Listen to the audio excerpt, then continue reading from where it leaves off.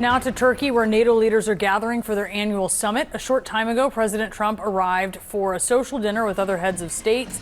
Earlier, he criticized European members for not joining his war with Iran, and he refused to rule out withdrawing more U.S. troops from Europe. The president also confirmed he's considering selling F-35 fighter jets to Turkey and expressed optimism over prospects for a peace deal between Russia and Ukraine, despite saying that nothing has changed regarding that conflict. Let's discuss with Daniel Baer. He's a former U.S. ambassador to the Organization for Security and Cooperation in Europe, currently the interim president of the Carnegie Endowment for International Peace. Ambassador, thank you so much for being with us. What would a reduction in U.S. troops in Europe mean right now, especially with the war in Ukraine? Right now, it would be devastating for Europe if it happened precipitously, and I think that's what the Europeans will be focused on. They understand that it's coming.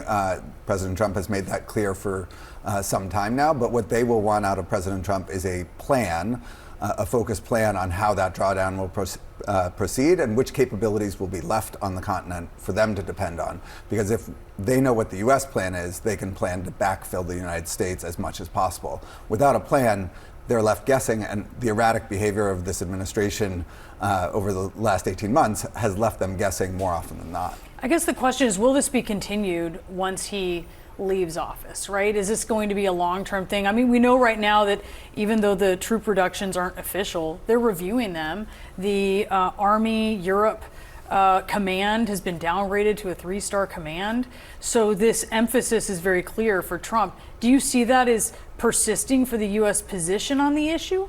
Yes and no. I think over time there will be a U.S. drawdown that continues beyond this administration. I hope that it will be a planned drawdown and not a complete drawdown, so that Europe can remain strategically positioned to defend against threats, to deter Russian attack, etc. That is valuable for the United States. The United States is in Europe not as a charity project, but because it's in the United States' national interest to have a strong and secure Europe. There are huge trading partner. They support a lot of American jobs. We have a lot of investment in Europe. The Europeans have a lot of investment in the United States. We don't want Europe to be under threat, and we don't want Europe to be at war. Let's play a quick soundbite of President Trump being asked about where the war stands right now. This is at the NATO summit in Turkey. It doesn't affect us. It's really, it's far away. It affects Europe much more. We're there to help Europe. But it doesn't affect the United States. We have an ocean in between. We have an ocean in between. Notably, he also said that both Putin and Zelensky want to resolve this. They both want to get it settled now. This is 11 months after his summit with Putin in Alaska. I mean, is it likely to end soon? Does it affect the United States? Should there be urgency on the part of the White House? There should absolutely be urgency. And one of the things that has happened in the last few months is that President Zelensky may not have completely turned the tide on the battlefield, but he has turned the narrative. And one of the things that happened at the beginning of this administration is that President Trump and many of his colleagues came in thinking that it was inevitable that Ukraine was going to lose. That is increasingly looking like it's not the case. President Trump has an opportunity to change from what looks increasingly like a losing horse in Moscow to a winning horse in Ukraine, which is not only gives him a chance to be on the winning side, but also gives him a chance to do the right thing for Europe, for European security, and for the United States. It absolutely affects the United States to have a major war going on in Europe.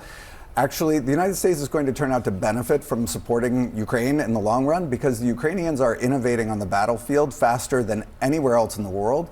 And in the long run, I suspect that there will be partnerships between the United States and Ukrainian defense innovators that are going to make us more secure here at home. How do you think Russia is seeing this? I'm curious, the CSIS is estimating that Russia suffered 1.4 million casualties. Now that's astronomical, I think, for a reference point for us as Americans. Maybe not for Russians when you consider how many people they lost, but for in World War I and II. But modern day, that is a huge number. They're currently unable to recruit new troops at the same rate as they're losing them. What position is Putin in? Right, they're net negative on the recruitment. I saw there was a study that came out last week that showed that the average life expectancy from recruitment to death is less than a month. Russian soldiers are lasting less than 30 minutes when they show up on the battlefield. They get so little training. The average lifespan of a recruited Russian soldier is less than that of a fruit fly these days. President Putin is under enormous pressure. The Ukrainians have shown that they can attack the energy infrastructure at home. There were fuel shortages for the first time, striking for a massive petrochemical producer. There is pressure on President Putin. If President Trump chose to up the pressure on President Putin, he could actually compel him to come to the bargaining table. I don't expect, going back to your question, I don't expect that we're going to see a resolution to the war this year. I think President Putin is more dangerous on the way down than on the way up in many respects. He's obviously trying to dig in, but the way to get to the bargaining table sooner is by putting pressure on Moscow. Ambassador Daniel Baer, thank you so much for joining us. Appreciate it. Thanks for having me.